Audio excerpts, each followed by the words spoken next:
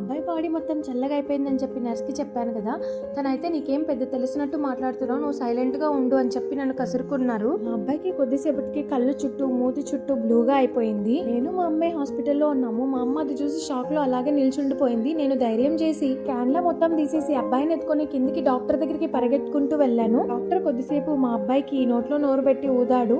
తర్వాత ఏం ప్రాబ్లం లేదు, ఇది ఫిట్స్ అమ్మ అంటున్నాడు. కానీ వాళ్ళు రాంగ్ మెడికేషన్ ఇచ్చినట్టున్నారు. తర్వాత అయితే మా అమ్మ డాక్టర్ పైన అరిచింది. మేము మొత్తం మీకు చూపించాం కదా, ఈ ఇంజెక్షన్స్ వేసుకొని వచ్చామని, మళ్ళీ మీరు ఎందుకు ఇలా చేశారు అని చెప్తున్నాము.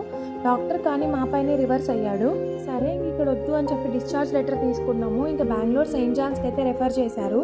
ఇంకప్పటికప్పుడే వెహికల్ మాట్లాడుకొని బెంగళూరు సెయింట్ జాన్స్కి అయితే వెళ్ళాము. అక్కడ ససేమిరా అడ్మిట్ చేసుకోమంటున్నారు.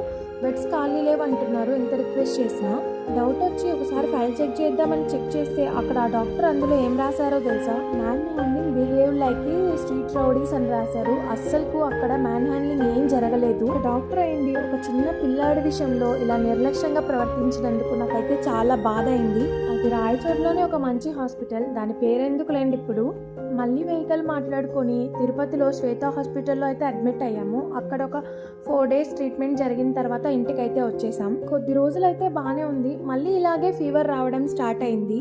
తర్వాత ఏం జరిగిందో నెక్స్ట్ వీడియోలో షేర్ చేస్తాను. అంతవరకు నా వీడియో నచ్చితే ఒక చిన్న లైక్ ఇవ్వండి.